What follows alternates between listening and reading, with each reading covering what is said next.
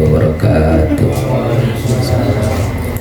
Ya Rabbi bil Mustafa balligh maqasidana waghfir lana ma madha ya wasi'al karami ya Rabbi bil Mustafa balligh maqasidana waghfir lana ma madha ya wasi'al Muhammadun sayyidul qawlaini wa athqalaini wal fariqaini min urfin wa min ajami Mustafa balligh maqasidana waghfir lana ma madha wal habibul ladzi turja syafa'atuhu likulli hawlin minal ahwatil muqantahmi ya Rabbi bil Mustafa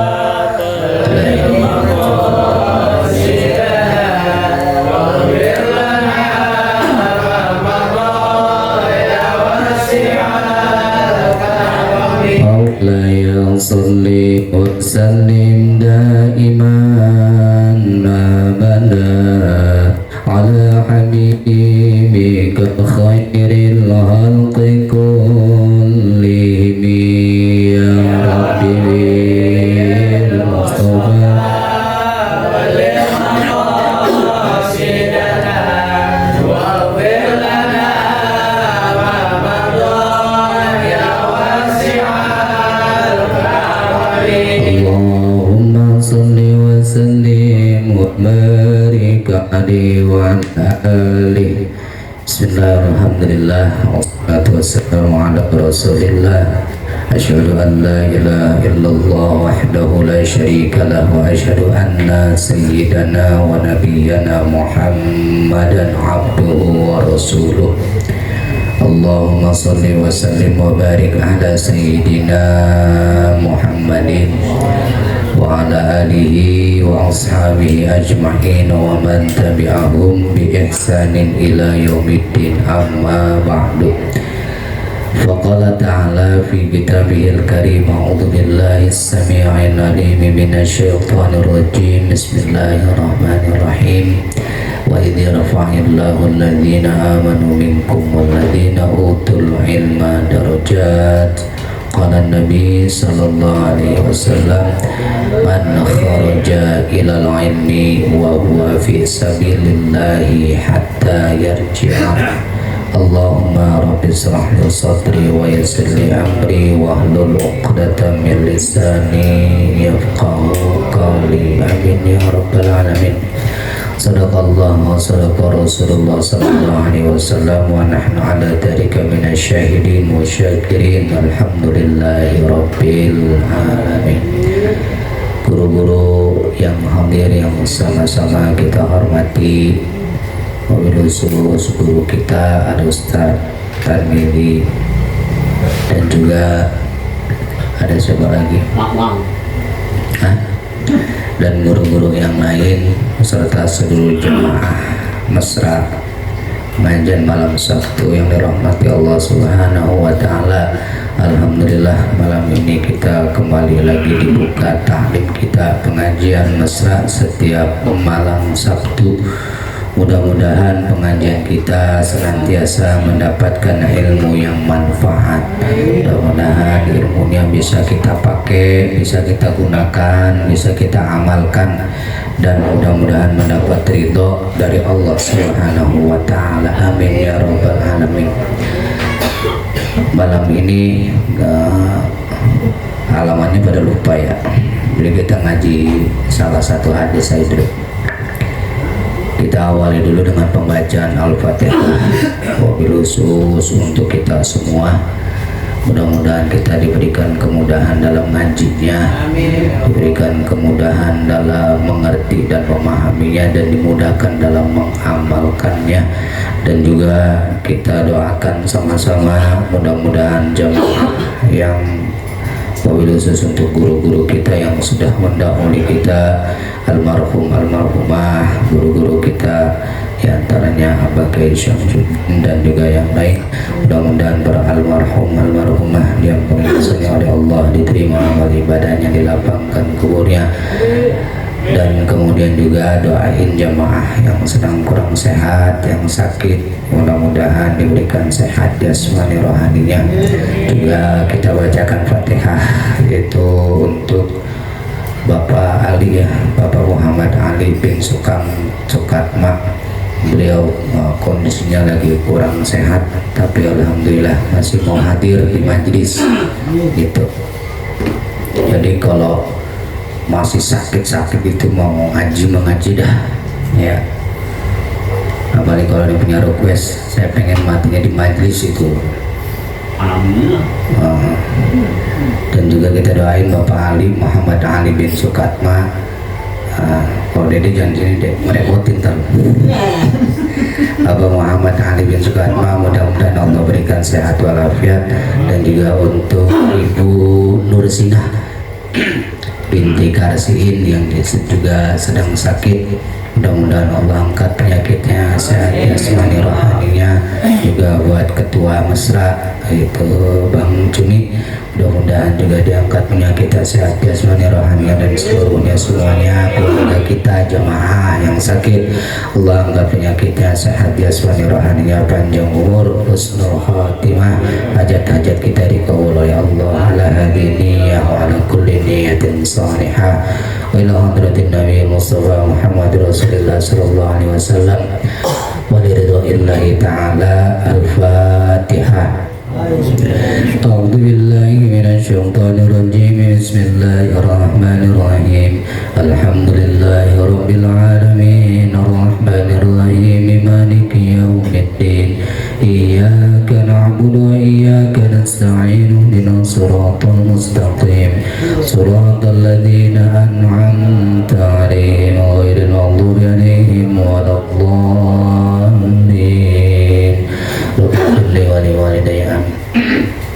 Bismillahirrahmanirrahim. Qala al-muallifu rahimahullah wa nafa'ana wa nafa'ani bi ulumi fid dharaini amin. Qala Anwa bisati ibni Muhammad radhiyallahu anhu. Wabisah, hadis riwayat dari Wabisah.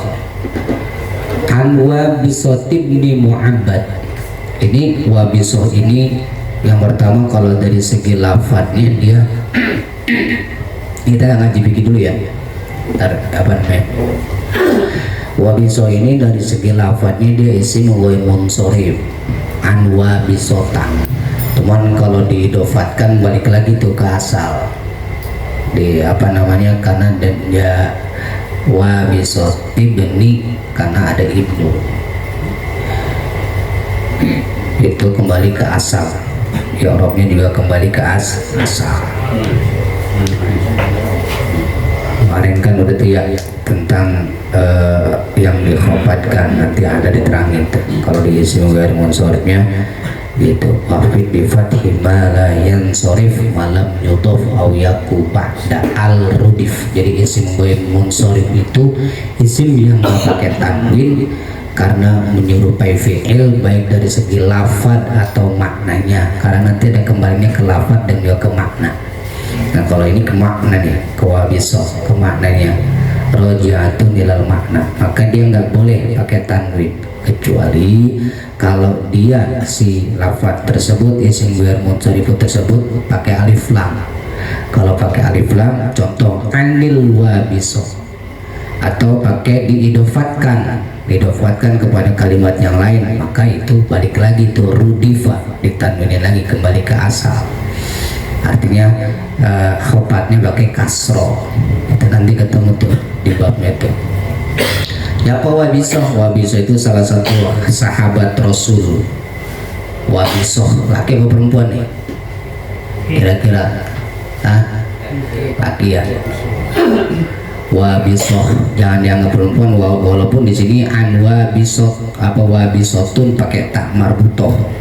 Kayak nama saya Ismatun itu pakai tak marbutoh. ismatun. Jadi nggak setiap yang ada tak marbutohnya itu cewek, karena bisa jadi cuman lafadznya muannas tapi bentuknya mudzakkar, mudzakkar kayak ismat gitu kan, pakai tamar butoh. Tapi laki-laki saya tulen asli, punya anak 2. Iya. Nah, kalau Dede belum ketahuan jantan apa kagak nih. Nah, belum apa ya, laki-laki dia. Abu kata Anwa Bisotab ni Mu'abbad radhiyallahu ta'ala anhu, dari Wabisah bin Mu'abbad radhiyallahu ta'ala anhu, annahu ata Rasulullah sallallahu alaihi wasallam faqala lah, bahwasanya Wabisah itu datang kepada Rasulullah, ketemu Rasul. Faqala, maka Rasul bertanya kepada Wabisah. Faqala lahu, maka Rasul bertanya kepada Wabisah, jita tas'alu 'anil birri wal ithmi. Wahai Wabisah, jita tas'alu 'anil birri wal ismi, apakah engkau datang untuk bertanya tentang apa itu birrun, apa itu ismun? Kamu datang ke sini pengen tahu, bertanya tentang apa itu kebaikan, apa itu dosa. Kira-kira satu majlis tahu nggak mana yang baik, mana yang dosa? Apa ketika Wabisah nanya kayak begitu? Faqala faqultu na'am, benar ya Rasul, aku pengen tahu apa itu kebaikan, apa itu dosa. Lalu apa jawab Rasul? Faqala istafti qalbak, minta fatwa kepada hatimu. Jawaban Rasul, istafti qalbak, minta, kalau kamu pengen tahu apa itu kebaikan, apa itu dosa, istafti qalbak, minta fatwa kepada hatimu sendiri. Maksudnya gimana tuh? Maksudnya kata Rasul, kalau ente pengen tahu apa itu kebaikan, apa itu dosa, jangan kebanyakan nanya ke orang. Kamu nggak perlu nanya ke presiden, nggak perlu nanya ke gubernur, nggak perlu nanya kiai, nggak perlu nanya ke ulama. Cukup tanya kepada hatimu sendiri. Kamu kenapa demikian? Karena hati kita sebetulnya udah tahu mana yang baik, mana yang kagak baik, mana yang benar, mana yang salah. Nah itu manusia tuh, secara fitrah manusia itu diciptakan oleh Allah, dia punya, secara fitrahnya dia tahu, secara fitrahnya dia tahu mana yang baik, mana yang buruk.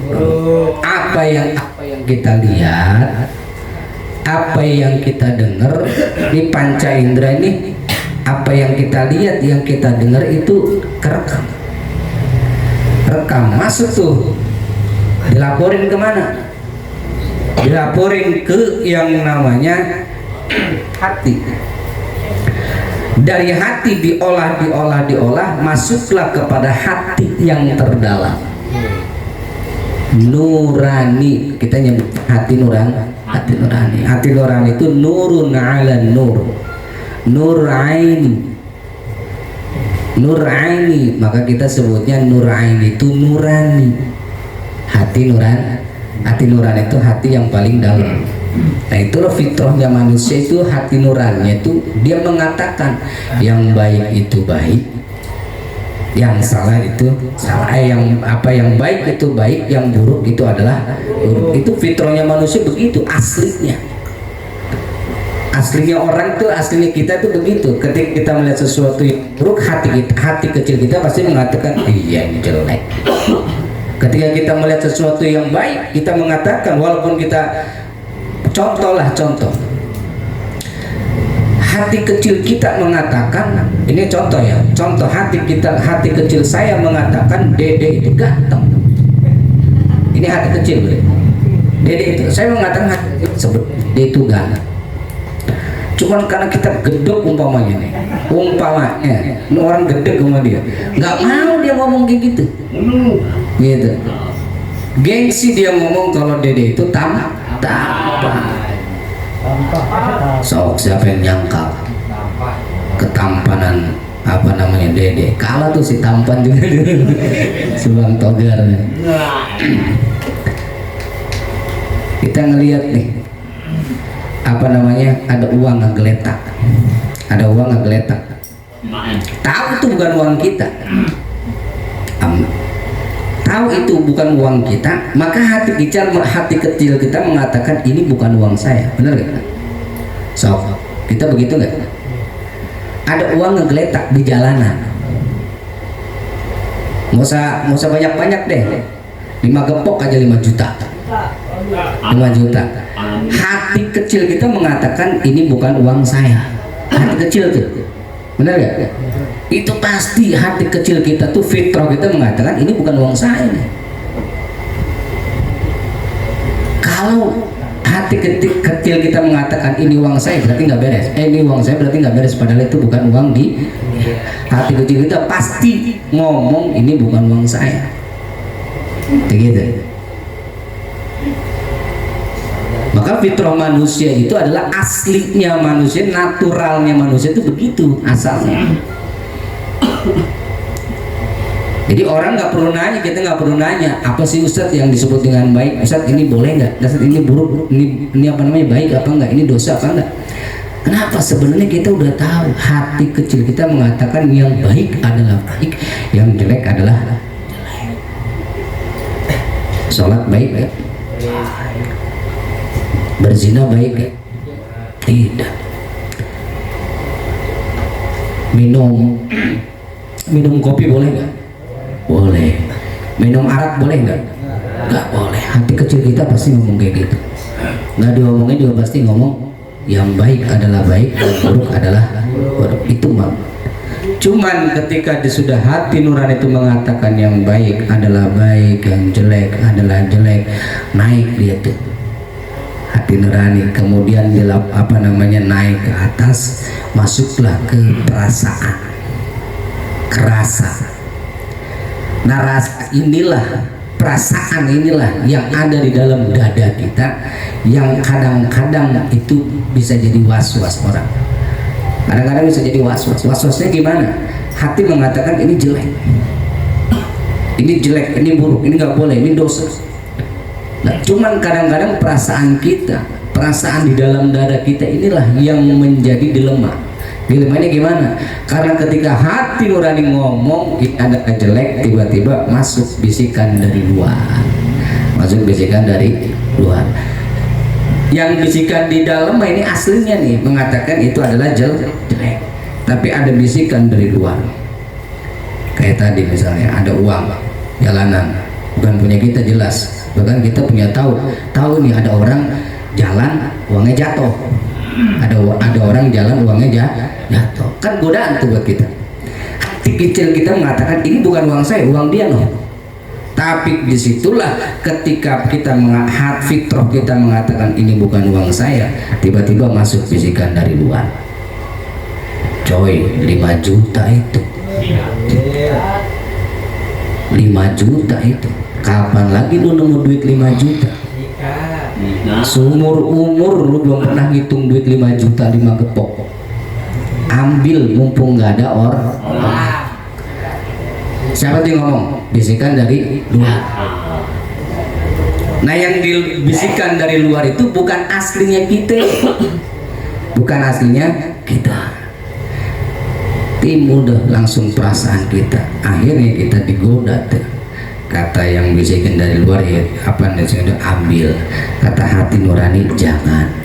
Kata yang dari luar ambil. Kata nurani jangan, ambil jangan, ambil jangan. Akhirnya kita ngitung kancing dah. Ambil jangan, udah kita ganjil lagi, ambil dah beres. Tapi kalau kita mengatakan ini adalah haram, bukan milik kita, kita nggak tergoda dengan bisikan luar, maka insya Allah kita selamat. Selamatnya gimana? Orang yang menjaga fitrahnya, ketika dia tidak mengambil yang bukan miliknya, maka dia tidak akan pernah merasa kecewa, merasa sedih. Allah selalu bersama dia. Berarti dia ngikutin petunjuk Allah, selamat tuh. Kalau dia sudah mengikuti petunjukku, kata Allah, selamat dia. Faman tabi'a hudaya fala khaufun 'alaihim wala hum yahzanun. Waman tabi'a hudaya, barang siapa orang yang mengikuti petunjukku, kata Allah. Dan Allah udah ngasih tahu ke kita nih, lewat hati nurani kita, itu bukan milik ente, jangan diambil, itu hak punya dia noh. Lu ambil, kasih tahu nih Pak, uangnya jatuh gitu. Tapi kalau kita ngikutin petunjuk Allah, jangan kamu ambil, itu bukan hak kamu. La khaufun alaihim la khaufun alaihim wala hum, dia nggak bakalan ngerasa sedih, nggak bakalan merasa takut.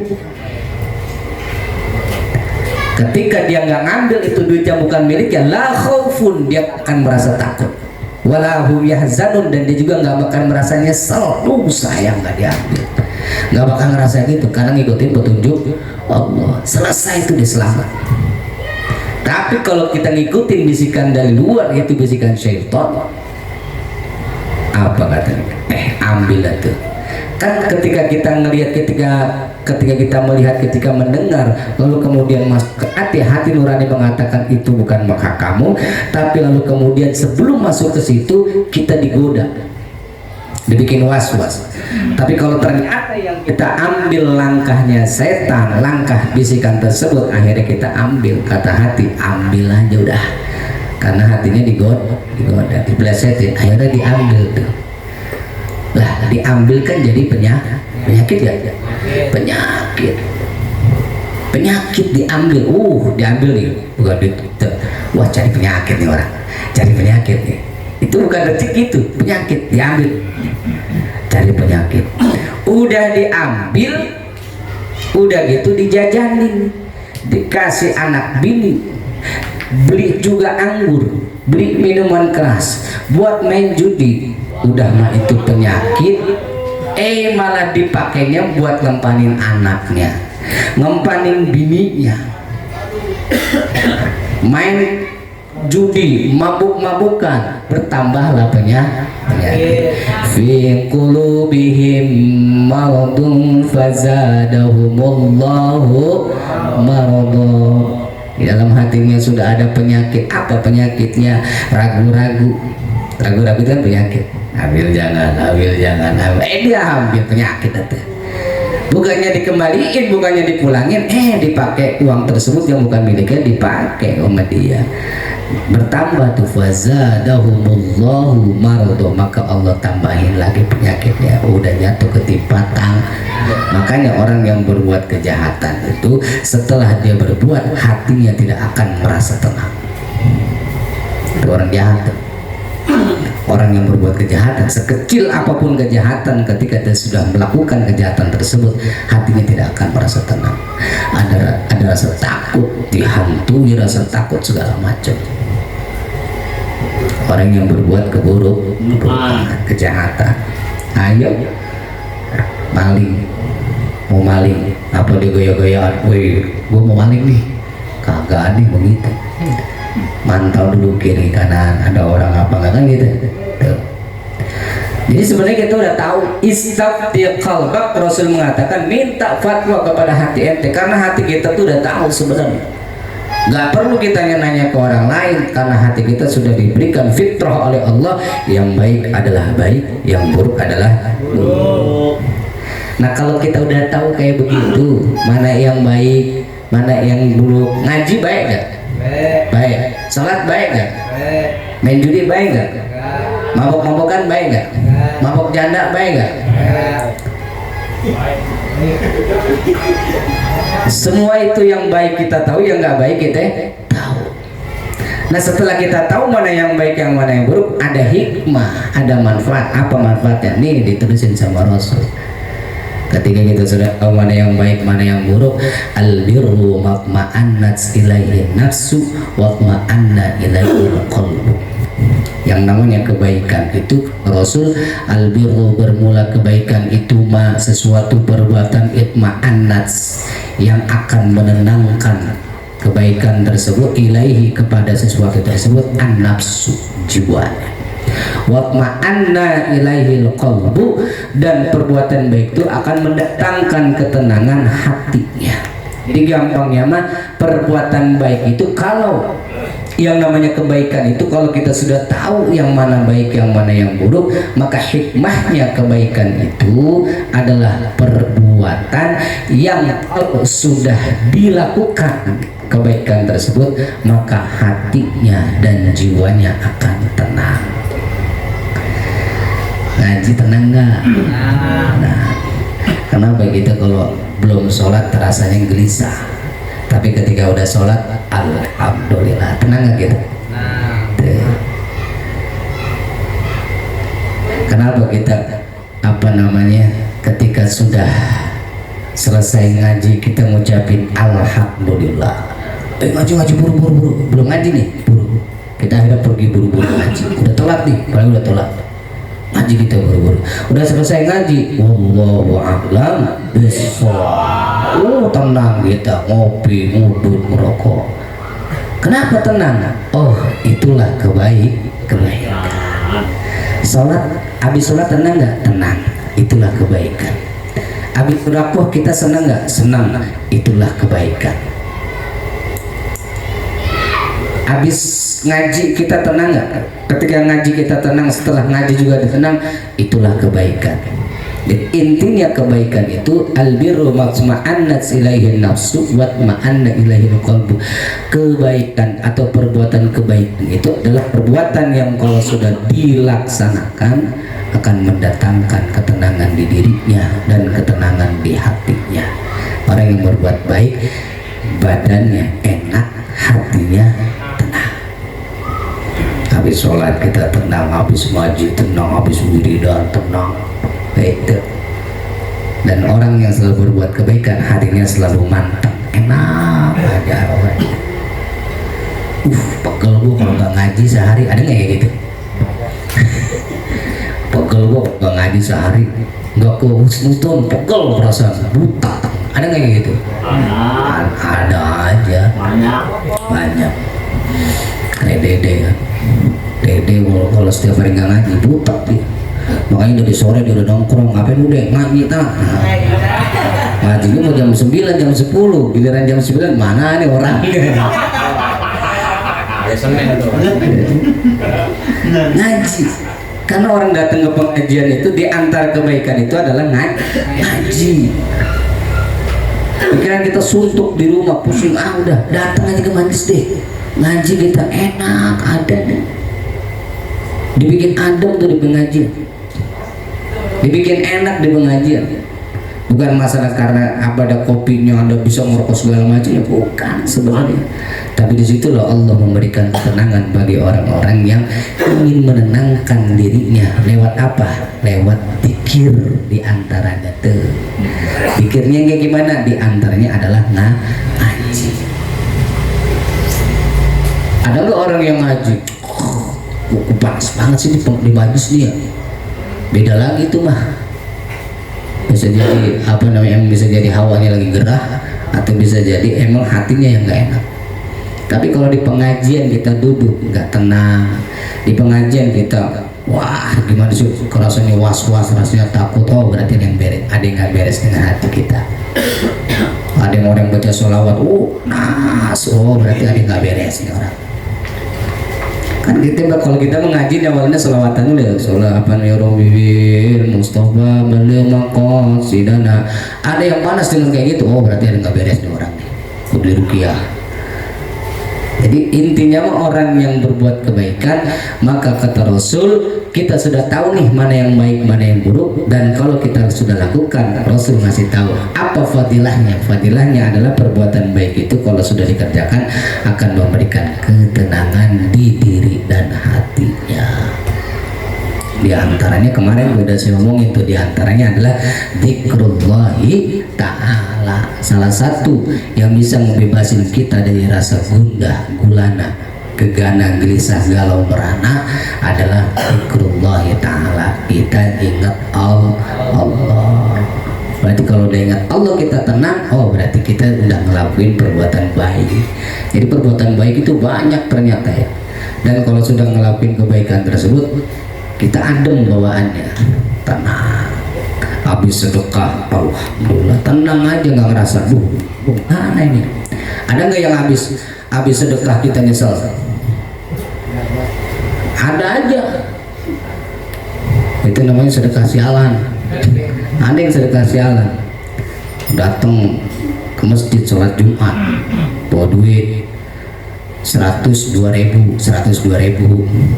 apa 52.000, ngerogoh kantong pas lagi kotak amal lewat kan lagi zikir subhanallah kotak amal lewat, wes nyumbang dia sedekah, salah masukin yang bocah keluar selesai Jumatan, salaman, sholat sunnah biasa namanya laki-laki ya nggak, pulang Jumatan ngumpul di depan kan, wih kopi, rokok, beli rokok dia ke warung, beli rokok, pas ke warung mau bayar, gue perasa tadi gue bawa ada gocapan dah, gue tinggal 2.000, pas dilihat, sialan gue salah masukin tadi sedekah sialan namanya, gara-gara salah masukin sedekah sialan, jadi nyesal gara-gara sedekah. Nah yang kalau orang berbuat jahat gimana? Jadi orang-orang yang berbuat kebaikan itu hatinya akan tenang, karena berzikir itu pun bagian dari kebaikan. Kebaikan itu diantaranya adalah berzikir. Orang-orang yang berzikir kepada Allah, alladzina amanu wa tatma'innu qulubuhum bidzikrillah, ala bidzikrillah tatmainnul qulub. Orang-orang yang beriman kepada Allah, wa tatmainnu qulubuhum, dan mereka ingin menenangkan hati-hati mereka. Kalau pengen dapat ketenangan hati mereka itu bidzikrillah, dengan berzikir kepada Allah, la ilaha illallah al-malik, terus zikir yang lain, dan kemudian juga sholat, puasa, ngaji, sama uang tuh kalau dong rokok habis tato gue beli, wah gitu, beli rokok, dan nggak punya udah pada manyun semua. Gampang tuh dekat, tenang aja hatinya. Kenapa? Ala bidzikrillah tatmainnul qulub. Ingatlah, dengan berzikir, dengan mengingat Allah itu hatinya tenang. Punya uang tenang, nggak punya uang tenang, punya utang tenang, nggak punya utang tenang, ngaji bawa duit enak, nggak bawa duit juga enak aja. Udah itu namanya orang yang berbuat baik, tenang hatinya udah. Ajak makanya orang-orang untuk berbuat kebaikan, ajak, karena kita nanti di surga juga nggak bakal sendirian, banyak nanti bareng sama yang lain, ya nggak? Iya, siapa itu? Orang-orang yang berbuat baik karena Allah.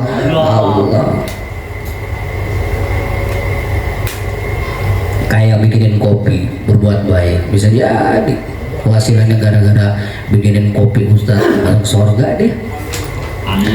Gitu. Wal ismu mahaka fin nafsi wa taraddada fin nafsi. Maka orang-orang yang kalau sudah berbuat baik tuh hatinya adem, tenang, sama orang juga ya Allah, sama orang enak aja, sama temen tuh asik aja, orangnya gaul. Orang-orang yang baik nih, orang-orang yang supel sama orang, sama kawan tuh gak gampang emosian. Sama orang sama kawan tuh gaul aja, asik aja. Kalau bahasa Sundanya mah apa? Ajel. Kalau kata orang Sunda, somea. Gitu. Luas sama orang tuh, karena dia selalu apa? Menebarkan kebaikan. Senyumannya mau orang. Bang Popeye senyum ketemu orang. Senyum. Untung senyumnya bingkem. Kalau senyumnya sampai kebuka, repot tulisan. Enak senyum aja ketemu orang. Jadi sama siapa aja gaul, supel, ramah, wis, santai, gitu. Dede, sama siapapun dikenal Dede, karena gampang gaul orangnya. Ya deh, iya, tinggal sedekahnya deh. Amin. Wal birru ma'annat silahin nafsu. Nah, bagaimana sekarang kalau orang berbuat buruk? Kita udah tahu keburukan itu kayak apa. Dan apa dampak orang berbuat keburukan? Wal ithmu ma haka fin nafsi wa taraddada fin nafsi wa in aftakan nasu wa aftuk. Dan sedangkan perbuatan dosa itu adalah perbuatan haka yang akan merusak, yang akan menggerogoti. Haka itu kalau kata bahasa Arab itu ya apa namanya, ambil, yang akan mengambil. Tapi maksudnya adalah merusak, merasuk, menggerogoti. Haka huruf al-jari wa yamin ila mahaka fin nafsi wa taraddada fin nafsi. Sedangkan perbuatan buruk adalah perbuatan yang akan merusak, yang akan menggerogoti dirinya. Orang yang berbuat keburukan maka berarti dia merusak dirinya sendiri. Karena perbuatan keburukan itu, perbuatan dosa itu dampaknya adalah akan merusak dirinya sendiri. Makanya orang yang selalu orang yang bermaksiat, orang yang berbuat jahat tidak pernah tenang. Watarod dada fin nafsi, watarod dada fin nafsi. Dan setelah itu, setelah hatinya digerogoti, jiwanya itu dirasuk, dirusak. Watarod dada fin nafsi, dan hati dan dia itu dibikin bingung, dibikin bingung. Gitu. Orang-orang yang berbuat kejahatan, hatinya dibikin gak tenang sama Allah. Watarod dada dibikin nafsi, dan dirinya itu bakal dibikin gelisah, bakal gelisah, bingung. Orang kalau punya salah sama orang, belum minta maaf, ketemu salah, nggak ketemu salah, salting itu orang, bener nggak? Orang kalau punya salah, belum minta maaf, jaga gengsi, salting, akhirnya ketemu, nggak ketemu salah, ketemu tambah salah. Orang habis nyolong, ketika dia nyolong apakah tenang hatinya? Enggak. Ketika dia sudah ngambil apa yang bukan haknya, bukan miliknya, setelah dia berhasil melakukan perbuatan tersebut, maka disitulah mulai rasa takut, rasa khawatir, rasa gelisah akan menghantui dia terus. Gak bakal dikasih tenang Allah. Itu orang yang berbuat buruk banget. Maling, orang mau maling, mau nyolong. Orang kalau mau nyolong, apakah dia langsung nyolong gitu aja? Kagak. Dia akan, apa bahasa Jerman itu, tukang jari, culang cilung dulu. Culak cilung. Tengok kiri, tengok kanan dulu, lihat situasi. Aman gak nih? Aman gak nih? Aman gak nih? Was-was dia sebelum melakukan aksinya, dia ada was-was, ada rasa takut. Lihat kiri kanan, aman gak? Nah, setelah dia ngelakuin, jebret, berhasil targetnya, berhasil dia merampas, berhasil dia melakukan perbuatan jahatnya. Setelah berhasil, apakah dia akan tertawa? Apakah dia akan merasa gembira? Apakah dia akan merasa senang? Mulai disitulah tambah hatinya dibikin nggak tenang, tambah gelisah. Dihantui rasa takut, dihantui rasa tidak nyaman. Oh ya. Maka dalam hadis yang lain dikatakan, apa namanya, di hadis yang lain, orang yang berbuat kejahatan itu adalah selain menggerogoti dirinya, wa karihta ayyatulli'a alaihin nas. Orang kalau habis berbuat jahat itu dia nggak senang nongolin mukanya di hadapan orang banyak, di hadapan orang. Orang kalau udah habis berbuat jahat, habis maling, habis nyolong, habis itu, dia nggak senang berbaur sama orang, atau udah apa namanya ngadepin orang lain.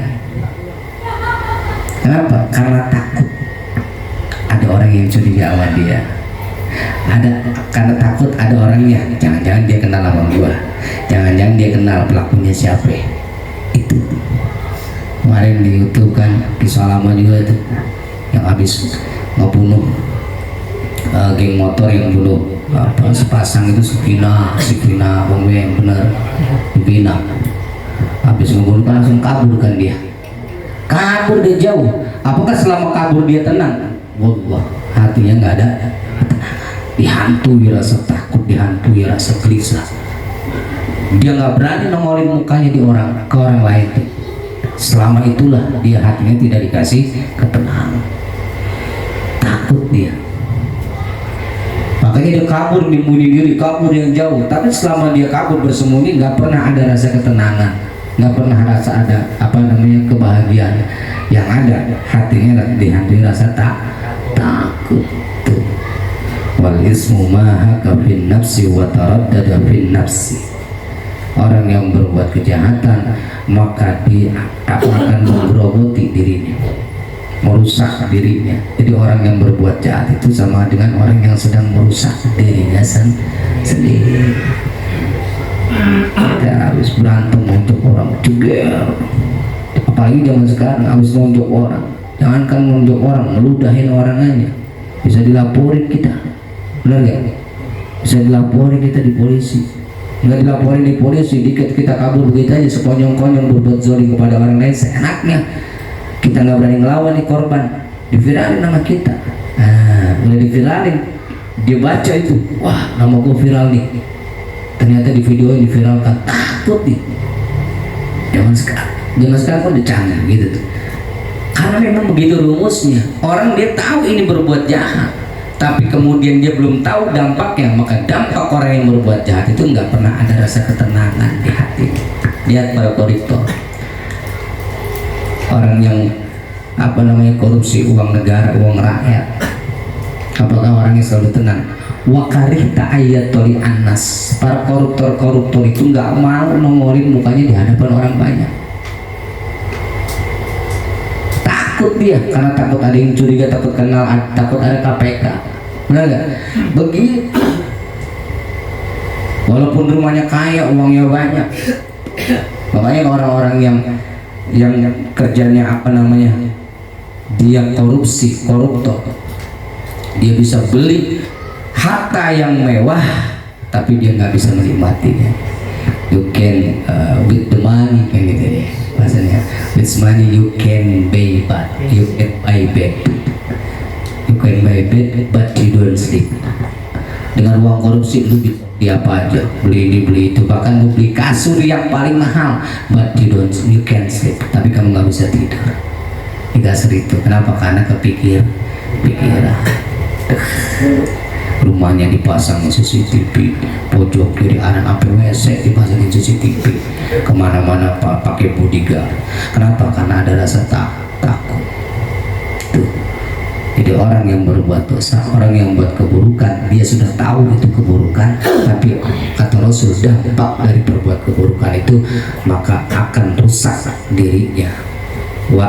Dan wataradada bin nafsi, dan dia akan menjadi orang yang gelisah, khawatir, dihantui rasa takut. Wa in aftakan nas wa aftu. Dan orang yang lagi berbuat jahat, orang yang lagi bermaksiat itu susah dikasih nasihat. Lagi berbuat kayak gitu susah dapat nasihat dan susah dikasih nasihat. Wa in aftakan nas, kata Rasul, meskipun manusia itu pada ngasih nasihat, kiai ngasih nasihat, gurunya ngasih nasihat, saudaranya ngasih nasihat, udah, lu jangan ngebegal, jangan judi. Tapi kalau dia sedang, nih contoh deh, orang lagi mabuk, lagi minum minuman keras, ente nasihatin, masuk gak? Kagak. Orang lagi mabuk, minum minuman keras, dinasihatin, tong, lu jangan minum, itu dilarang, itu haram. Dia lagi minum, ini gua nggak takut sama malaikat ya, tolong, gitu dia ngomong. Ustadz yang nasihatin, Ustadz gua tahu lu dulu juga lu waktu muda nih jangan sosok nasihatin. Buset, malah begitu dia balikin kita. Nggak ada takutnya. Artinya apa? Pada saat dia berbuat maksiat, maka akan susah mendapatkan nasihat dari orang dan sulit menerima masukan atau nasihat dari manusia. Wa aftu bahkan kata Rasul, dan bahkan aku, meskipun aku yang akan menasihati kamu ketika kamu bermaksiat, sulit.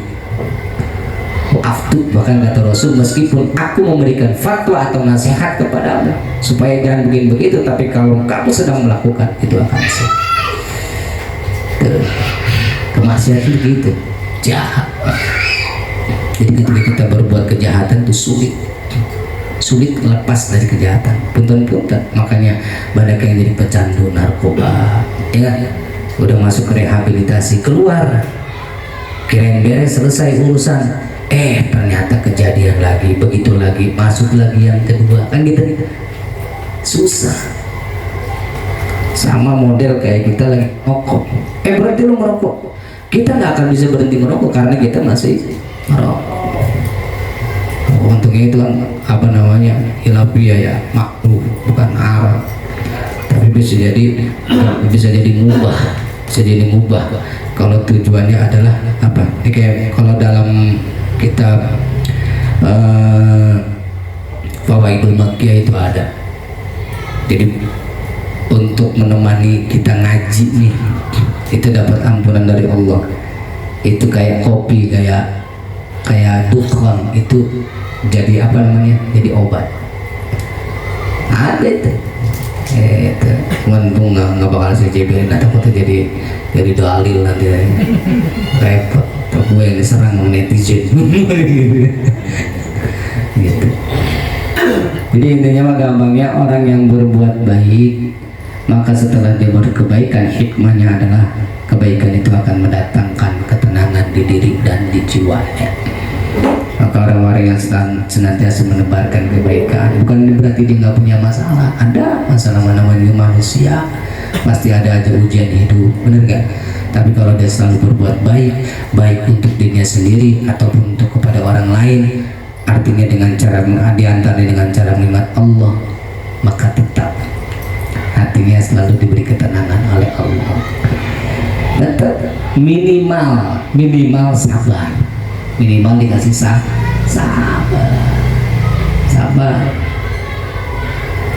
Akhirnya punya anak, dikasih nama di akte lahir sabar. Gitu. Dan sabar kan susah, ya, makanya hadinya sorga. Kalau sabar gampang, yang paling hadinya kipas angin, susah. Tapi kalau orang berbuat kejahatan, sebelum dia berbuat jahat, maka tidak akan diberikan ketenangan. Apalagi setelah dia melakukan kejahatannya, maka hatinya tidak akan merasa tenang. Selalu ujian dan masalah yang akan terjadi selama dia berbuat maksiat, belum tobat kepada Allah Subhanahu wa Ta'ala. Apalagi orang-orang yang berbuat maksiat itu, kalau sering-sering melakukan kayak gitu, dia enggan, ogah ngumpul sama orang lain. Sekalinya ngumpul juga orang lain segen, males ngumpul sama dia, bener gak? Iya. Ada sih itu males gua, gitu jadinya. Dianya sendiri yang tadinya ogah berkumpul dengan yang lain, berkumpul di majlis dengan orang-orang biasa, karena dia sering melakukan perbuatan itu, dia nggak senang. Akhirnya dia menyendiri. Kalaupun dia ternyata dia mau ikut kumpul, mau gabung-gabung, nah perkumpulan itu yang merasa risih. Biasanya begitu. Ada sih, hati-hati lu barang pegang-pegang ini. Curiga udah. Kenapa? Karena karena orang tersebut berbuat maksiat, berbuat dosa. Dan mudah-mudahan kita dijauhin dari hal-hal kayak gitu ya. Ya mudah-mudahan ini pengajian nih, pengajian jadi wasilah buat kita untuk selalu berbuat kebaikan, dan mudah-mudahan dosa-dosa kita dengan ngaji ini diampuni dosanya Allah Subhanahu wa Ta'ala. Hadis apa, wa fi riwayatin wa in aftakal maftun, walaupun orang-orang yang banyak yang memberikan nasihat itu memberikan nasihat kepadamu itu gampangnya walaupun sekelas kiai, ulama, habaib, acungan itu masih nasihat. Kalau kita masih berbuat maksiat dari diri kita masih melakukan perbuatan itu, maka hidayah Allah jauh. Kalau hidayah Allah jauh itu dari kita, susah nasihat itu masuk. Kalau kita dijauhkan dari hidayah Allah itu yang susah nasihat. Kita dapat nasihat udah kepala batu udah tuh. Alhamdulillah. Yang repot itu kalau kita dijauhin dari hidayah Allah. Makanya kita terus doa supaya kita terus dapat hidayah. Udah ngaji sama siapa, mengguru ini mengguru itu, ngaji selama itu isinya kebaikan, yuk ngaji. Selama itu bisa memberikan ketenangan kepada kita. Jadi intinya orang ngaji itu kalau habis ngaji tenang, ya itu tenang dah. Kalau orang sering-sering ngaji tenang, insya Allah tenang. Gak punya duit udah tenang aja, udah tenang. Gitu dah. Wafi haditsun hasanun, hadis ini hadis hasan, rawahu wa fi riwayatin wa in aftakal maftun, hadisun hasanun rawahu Ahmad bin Hanbal wa Darimi wa ghairihima. Hadis ini diriwayatkan oleh Imam Ahmad bin Hanbal, Ad-Darimi dan juga Syekh Darimi wa ghairihima. Wallahu a'lam bis-shawab. Fatihah. Alhamdulillahi minasyaitonirrajim. Bismillahirrahmanirrahim. Alhamdulillahirabbil alamin arrahmanirrahim maliki yaumiddin. Iyyaka na'budu wa iyyaka nasta'in. Ihdinas siratal mustaqim. Siratal ladzina an'amta 'alaihim ghairil maghdubi 'alaihim waladdallin. Amin ya rabbal alamin. Untuk doa Ustaz Tarmidhi.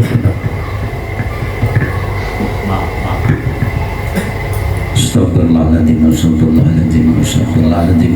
Allahumma salli wa sallim wa barik ala sayyidina wa habibina wa syafi'ina wa maulana Muhammad wa sallim radallahu ta'ala an qawli sahabat rasulillahi ajma'in. Bismillahirrahmanirrahim. Alhamdulillah rabbil alamin, hamdan yuwafil mikafir mazidah. Ya Rabbana lakal hamdu kama yanbaghi li jalali wajhikal azim sultani. Allahumma ighfir lana dhunubana wa li walidayna warhamna kama rabbayana shighara.